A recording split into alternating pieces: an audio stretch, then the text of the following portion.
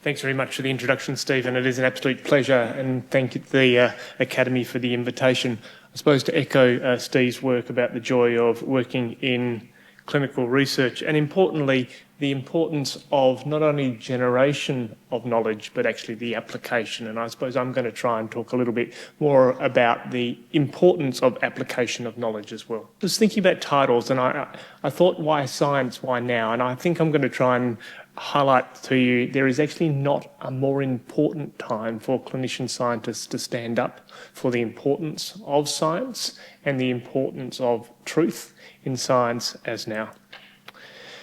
This is a picture that's actually been painted by our staff at the Wesfarmers Centre. So we have about 200 staff and clearly our engagement with our Aboriginal staff is really important to us. So at a retreat about 2 years ago, some of our Aboriginal staff got us to paint a picture of the Derbarl Yurigan. It's all done with handprints and I use this as my acknowledgement to the country slide because it highlights not only the importance of traditional owners in the work that we do, but actually the real benefits of actually having strong Aboriginal representation in the research that we do. So I'd like to acknowledge Wurrung Wudja and pay my respects to elders past, present and emerging and thank them for their contribution to the work that we do in health, in science, in my case, in immunisation policy.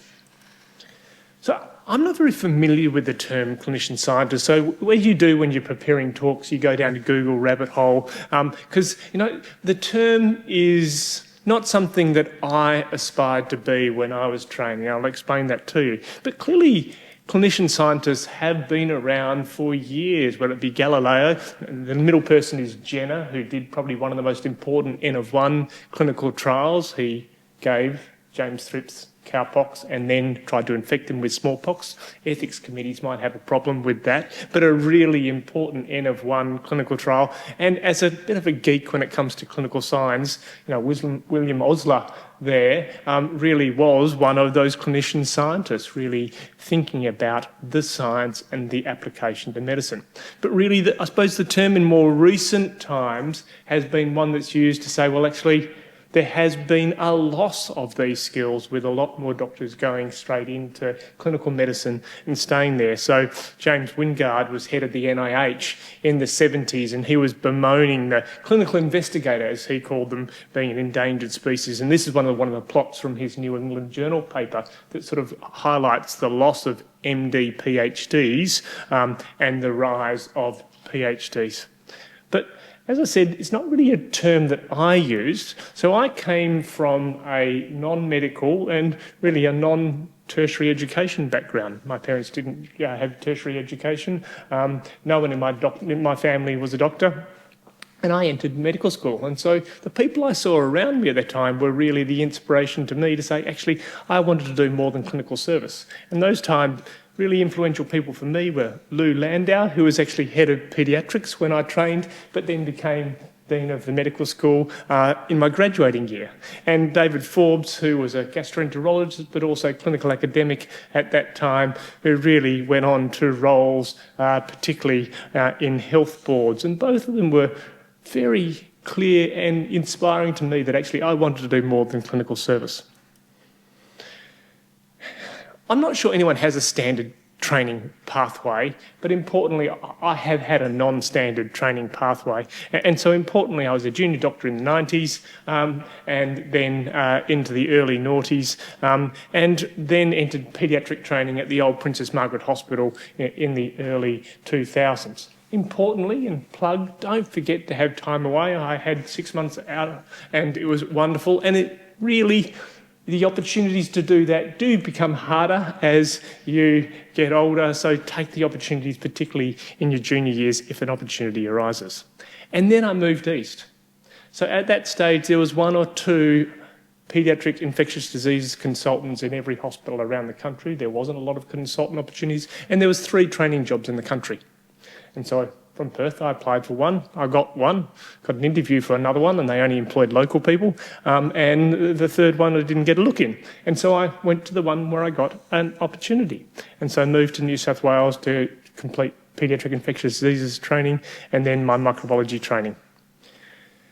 why I like what I do is I have an opportunity to go on a daily basis from someone who's really well in PICU, right through to a public health issue and right back to that PICU child in the same day.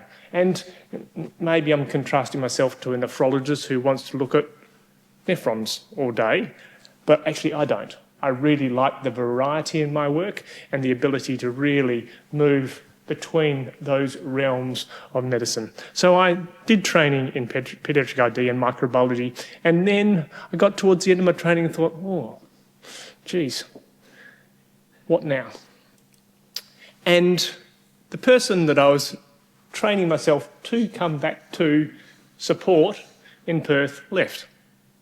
And so an opportunity came in Perth for an academic position back here doing ID, and so I jumped at the opportunity. Whether that was the right opportunity or not, in hindsight, I'll talk about, but importantly, the opportunity arose and I came back to Perth. And really, I started an academic pathway without a PhD at that stage, and every grant I put in, everyone said, CIA has a good track record but doesn't have a PhD. And, you know, if you're ever going to find someone who rises to challenges, it's me. I love a good challenge. So I said, well, buggy, you'll do a PhD. So I did one. And importantly, you need to choose your academic pathway carefully. So I did one that I could do whilst working full-time, as opposed to something that was necessarily lab-based. Really hard to do a lab-based PhD and run a clinical department. I did a database PhD, but I did my PhD in 2013 and 16. Took a 6-month postdoc and then came back to do the rest of my work. Let me talk about research and non-standard pathways. In those early years, I did a lot of research, particularly as many junior doctors can do in the clinical audit space, case control space, retrospective space, and importantly, people often think, well, it's not that sexy, but it's actually really good training. It trains you in thinking, it trains you in how to analyse data, and it gives you an opportunity to meet fantastic mentors. And there's James McCarthy, who I did my first paper with, who's an ID physician now in Melbourne. We did a paper on 300 episodes of Staph aureus bacteremia in really compliance with guidelines and outcomes. Peter Richmond and David Bergner, who both I've worked closely with for many years now, who really inspired me into the work that I do.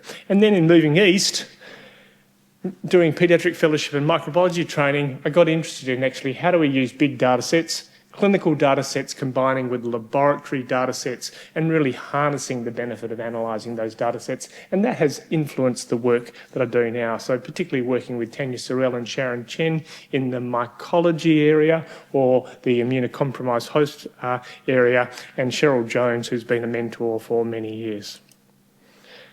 And then coming back to Western Australia, jumping into both a consultant role but also an opportunity to use many of those skills. So a lot of my research has been driven by opportunity or crises. As Steve's work has highlighted, actually there's nothing like a good pandemic to really sharpen your focus on your work. And so, now, my last year of training was in New South Wales during the pandemic of 2009, and I'd always had a long interest in influenza and virology, and so it was a great opportunity to get involved, to collaborate with groups like the ANZICS group at that stage, and to really focus on flu. And then I came back, and 7 weeks after I came back, the WA paediatric flu vaccine program was suspended because of adverse events. So we saw a range of febrile convulsions, a rate of which was 1 in 200 children who had that vaccine had an adverse event, had a febrile convulsion from that vaccine. And within 7 weeks of arriving back, clearly I was stuck in the middle of a crisis again, trying to sort it out. And so the focus there was vaccine safety, what happened, and importantly, how do we reinstill confidence in the vaccines that we administer, and importantly, that we talk to the public about. And from that, really jumped into my PhD, which was an influenza vaccine effectiveness. Well, if we're going to recommend this, do we know it really works? And clearly it does. And then jumping into shape influenza programs. And that really culminated with influenza vaccine being recommended on the National Immunisation Program for all children. I've done quite a bit of work in other vaccine program. So our pneumococcal vaccine program was changed in 2018 on the back of our data, which demonstrated increasing breakthrough infections in fully vaccinated children, and more recent evidence has demonstrated that that change has made a substantive impact on the program as a whole. And RSV, we've been working towards an RSV immunisation program for the last 5 or 6 years, generating the data required to inform the program, and importantly, program launched last year, and actually this week the first publication from that demonstrating both a 50% reduction in cases and a 90% effectiveness. And then, of course, COVID. COVID has shaped a lot of what we did, and an opportunity and a crisis really highlighting the wonderful opportunities to jump into research. Something that I'm keen to highlight, though, is you have an opportunity to align both your research and clinical services around those research programs. You have the ability to nest research programs in all the clinical services that you develop. And I'll sort of show you how we've done that. So jumping back to set up a paediatric infectious diseases service, quality assurance and audit is a core part of that work and was set up in that way.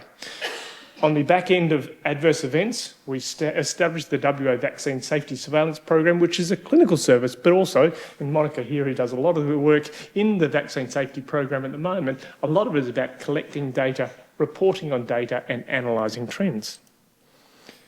We set up a WA Paediatric Stewardship Service, which is now statewide, again collecting data about how to optimise antimicrobial use in children, again audit and feedback, and research is a core component of that.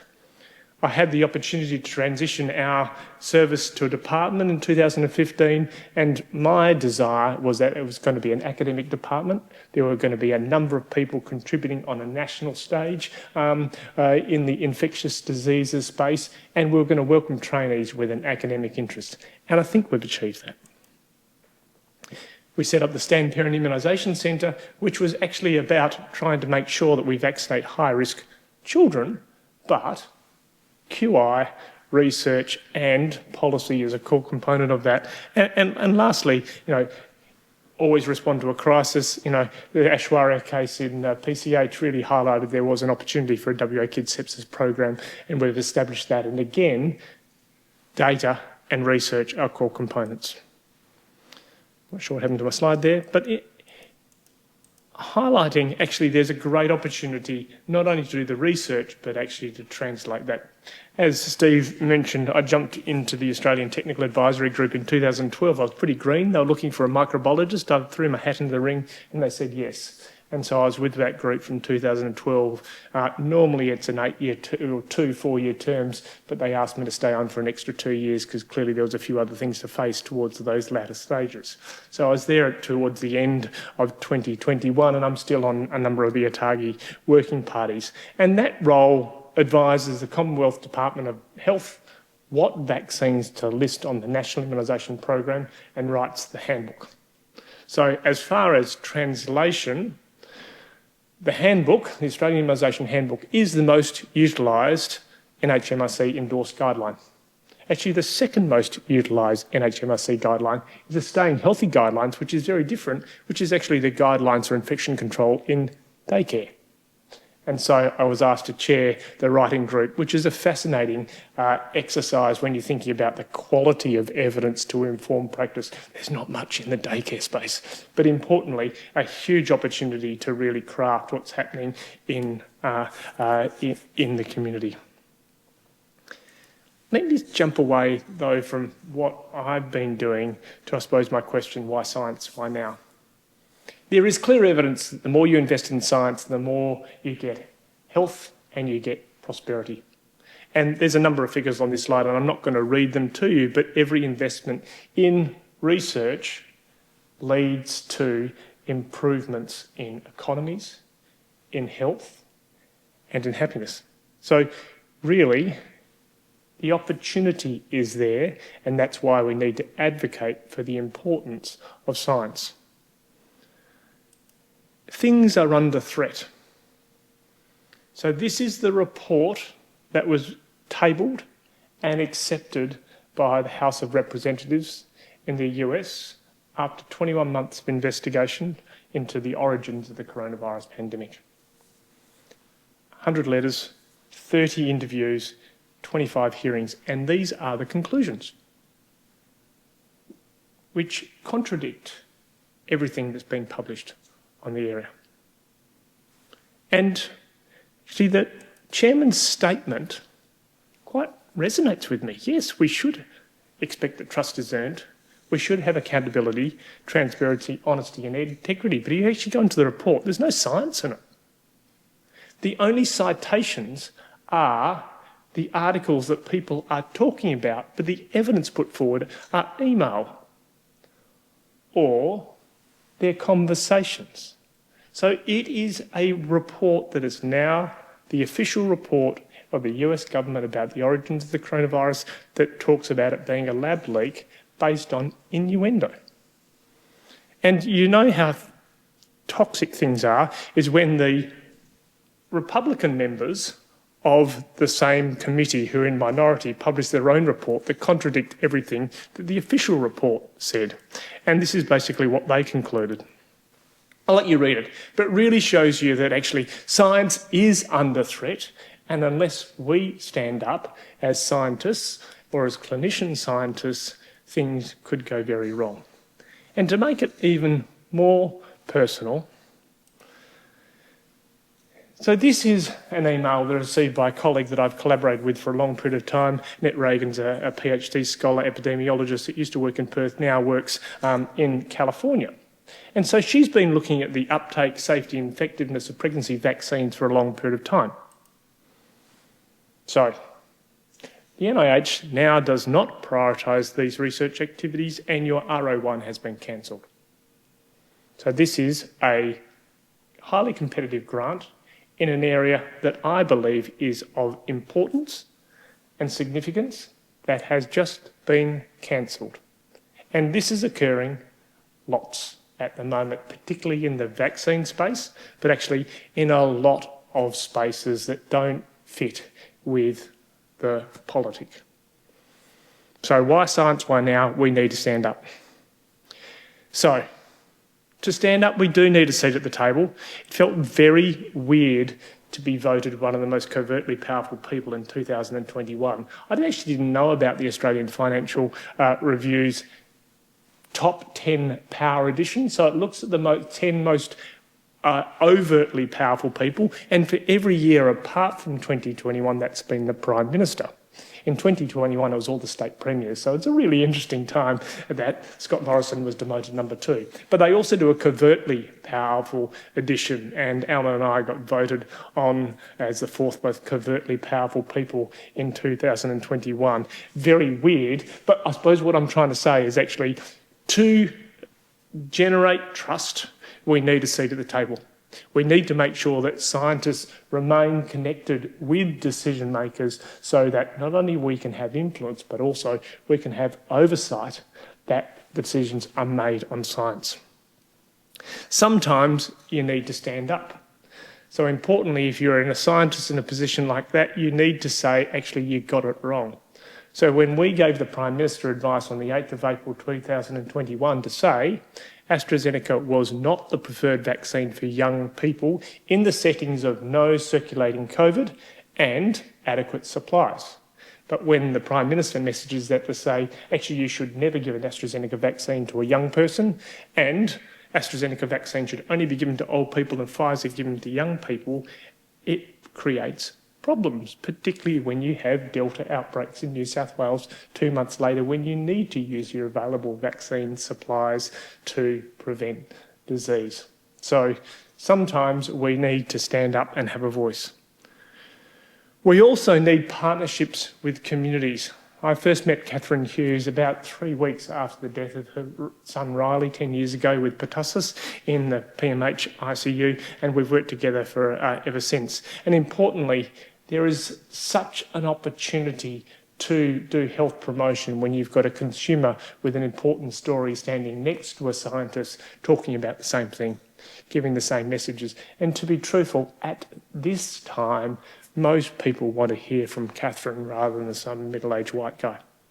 So partnering with consumers is really important. And lastly, as scientists, we need to find ways to have debate without disunity. I'm not saying we all need to toe the party line. I'm absolutely not saying that. But actually, when we have scientists publicly fighting in public, it's not a good look. And importantly, it doesn't elicit trust. So we need to find mechanisms where we can actually test hypotheses, debate the quality of science, and the Academy did that during COVID, particularly about its Rapid Research Information Forum in the setting of COVID. In my last couple of slides, if I had my time over again, what would I do again? I might even strive to be a clinician-scientist. It wasn't a term that I used at that time. I suppose I enjoyed being a clinical academic, and I still like to, but I do think there's a lot of joy that can be brought from an academic career. I don't have a long attention span. So I love being opportunity-driven. It really creates some excitement, but that's not to say someone who wants to spend their whole career focusing on a specific area has got it wrong as well. But I enjoy being opportunity-driven. And as you can see, I actually really enjoy being on the policy end of it. You can do as much research as you like, but actually unless you change policy, change guidelines, it's not going to have the impact that it needs. So I really enjoy that side of things. Mentoring is really important to me. I've got mentors in the room, and thank you, David, for your ongoing mentorship. Importantly, mentor and be mentored. It's a reciprocal relationship that is really positive, and I'd encourage you all to find mentors, especially ones outside your immediate field. They're great to talk to without having to think about training and jobs and things like that. And actually, an academic career without family and friends is a lonely one, so you do need to spend some time in that space. It's a long time. Steve's been going for 30 years, I've been going for 25 years. Importantly, you've got a long time to do a lot of work. So wins and losses are occurring. They will occur in an academic career. Publishing, grant writing is a hard job sometimes, and you'll get knocked back consistently. You develop a thick skin, take a long view. Don't focus on grants and publications. It's very easy to focus on these metrics because that's what the system pushes you to. But actually, in my mind, health translation is the goal. And there is money for research. It's not always in the places that you expect to find it. If you're expecting to find a windfall from NHMRC and MRFF, you might be looking for a while. But importantly, there is money for research, but actually, you need to look for it both in traditional and non-traditional means. And I would, if I had my time again, would strive to have a more structured academic pathway. Now, that wasn't really a thing back when I was doing what I was doing. I was following really where opportunities arose. But importantly, there are now supported clinician training pathways, and it's something that we, at least my generation, need to strongly support and we need to generate because it does give you opportunity for have a much more structured training. Trust the people, and I say this to my registrars all the time, good people will get jobs. It's easy, particularly when you're on that, where am I going by training, to doubt that, but good people will get jobs. You need to be courageous and you need to engage in consumers. And similar to Steve, I'm going to leave you with this slide because actually I think this is a lot of the work that I do. It's a lot of the work the Academy does, and I think it's an opportunity for you to contribute as well. And so I'll close and be happy to take any questions.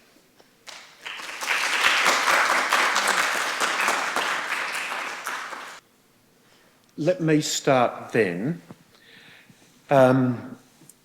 Trust in science is absolutely crucial, and I think you illustrated that extremely well. Can you help us through the potential conundrum that where good and decent scientists disagree for good scientific reasons, that gets manipulated in the media? And I think you saw that in the congressional report. It's when people are not exactly on point that, others pick up on it. What do we need to be doing as scientists to have that debate, but at the same time reduce its capacity to be manipulated? Yeah, I think we need to be honest with community about what we know, what we don't know, and what we're doing to close those gaps with what we don't know at this stage. My worry about communications in the pandemic was it was all black and white and done by politicians in sound bites. And that gives false confidence that we know everything.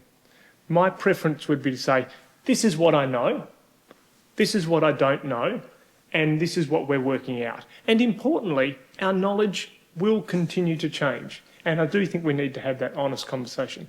I was reflecting, a reflection on last week, something I don't like doing, but I was asked to give a radio interview. So there's a West Australian MLC who's a GP from Serpentine who has done a podcast that says, we're not suggesting there's a link between vaccine and autism, but we should be asking the question. There's 30 years of research to show there is no link between those two things, but him going out there and saying we should be raising the question gives doubt in people's minds. So, we do need to be strong in that sort of situation and say, this is what we know, we don't need more research in here, but you know what, we don't know this bit and we need more research there. Do you think that every politician should be forced to sit down and get some education on the scientific method? Potentially. There are politicians that are better at using their experts than others. Yeah. And so, yes, I do think them understanding the scientific method, but also I do think we do need to have more scientific spokespeople in public spaces who are willing to step up to walk people through that. I don't necessarily agree with all of the things that occurred on the Coronacast during COVID, but Norman Swan was good at doing that. He was good at saying, actually, this is what we know, this is an area. And it really resonated with people. It resonated with a very broad audience of people. And I do think we need to have more people who are willing to do that. Particularly in my space, people have shied away from talking. In fact, I'm seeing it again and again. People are not talking about vaccines at a community level. People don't ask, are you vaccinated anymore? Or what do you think about this? Because you might get a whole stack of stuff come back. I need to encourage both myself and colleagues to say we need to be out there more than ever having honest conversations about the benefits, both health and economic benefits of vaccinations. The small but important, there are risks. What do we know about those and how do we combat those? A lot of clinician-researcher pathways that are advertised through hospital systems often require you to step back significantly from your clinical work, maybe only doing 0.2 clinical and 0.8 research, which can, I think, make it hard because we like looking after patients. And so while as important as research is, it was nice to see that you managed to do your PhD while working full-time, and I'm just wondering if you need programs that exist that enable people to do that, or is it very much this 0.2, 0.8 kind of split that we are encouraged to go down?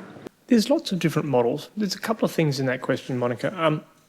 Most people at your stage, and I remember it well, are fearful of stepping back from their clinical role because they're going to lose knowledge. I was fearful in the same way. I've stepped back a number of times from clinical work and thrown myself back into clinical work at other times. You don't lose knowledge and you quickly gain it. So don't be fearful about loss of knowledge from a time away from clinical medicine because you'll restore it very quickly. It also depends on what type of PhD you want to do. Now, importantly, if you want to do an in-depth mouth model with a lot of knowledge generation science and things like that, it's almost impossible to do that and combine it with clinical work because you'll need to have 4 to 6 weeks in the laboratory in chunks to get your mouse experiments done. But actually, clinical trial work like I've done in the policy space, can easily be intersected with clinical work. And remember, there is clinical research. So some of those research programs will actually have quite a bit of patient contact if you wanted to. So I'd decide on what type of research interests you, and if it's got a clinical slant, go down that path. But actually some protected time to get your research done is critical, because you're not effective at writing grants and writing papers and generating hypotheses if you're being constantly called to the ward. So don't be fearful of it, and whether it's 0.5, 0.5 or 0.2 or 0.8, it doesn't really matter. But actually there's a great opportunity in there to have some protected time that at least my generation didn't have access to. Monica, you're going to hate to hear what I did as my clinical work whilst I was a full-time PhD student. I was based in London and I'd finished my training as a ICU consultant.